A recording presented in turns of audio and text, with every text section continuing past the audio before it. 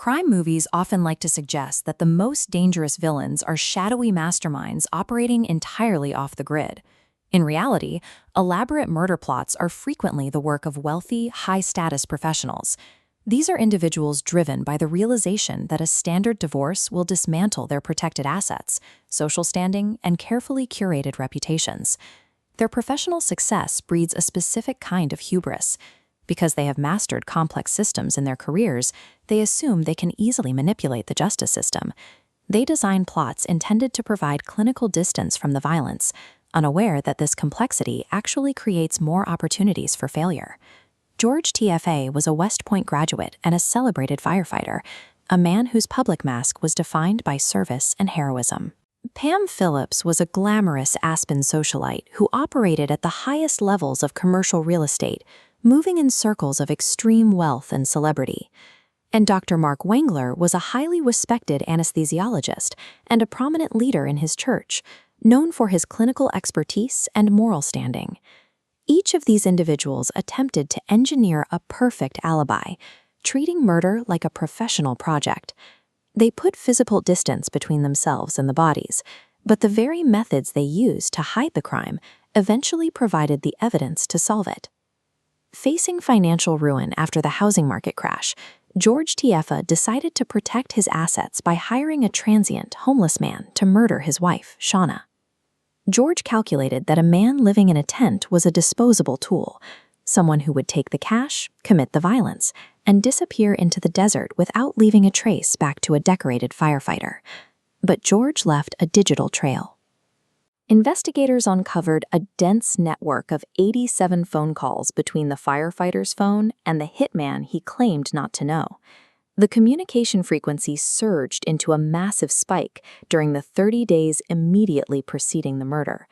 George then compounded the error by walking into a retail hardware store with his proxy to physically purchase the hammer used in the attack, an act caught clearly on the store's surveillance video.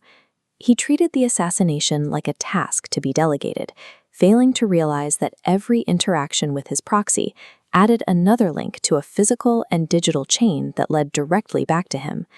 Pam Phillips saw her ex-husband's death as a path to a $2 million life insurance payout. She outsourced the killing by hiring a professional conman to plant a pipe bomb in her ex-husband's car.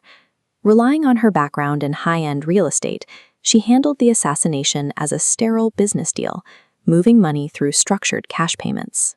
However, the man she hired was an extortionist who realized Pam's reputation was more valuable than the hit itself. He secretly recorded their phone conversations to use as permanent leverage against her. When police finally caught him, they found a meticulous ledger documenting $400,000 in payments moving directly from Pam's accounts to the bomber. The paper trail tracked her deadly return on investment, showing how she traded $400,000 for a shot at a $2 million claim. Dr. Mark Wengler used his clinical knowledge to design a plot that would protect his wealth and his church standing. He planned to kill his wife by pumping engine exhaust into her bedroom while she slept. As an anesthesiologist, he was an expert in the lethal effects of gases. He assumed this expertise, combined with a staged attempt at CPR for the 911 dispatchers, would make the death look like a tragic appliance malfunction. But he overlooked a basic physical reality of combustion engines.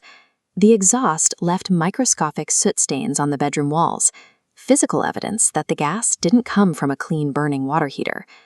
The most damning evidence came from Mark's own pen.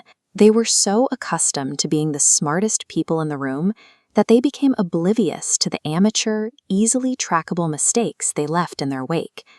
In each case, the very systems they used to build their wealth, bank transfers, phone logs, and professional records, became the tools that dismantled their alibis.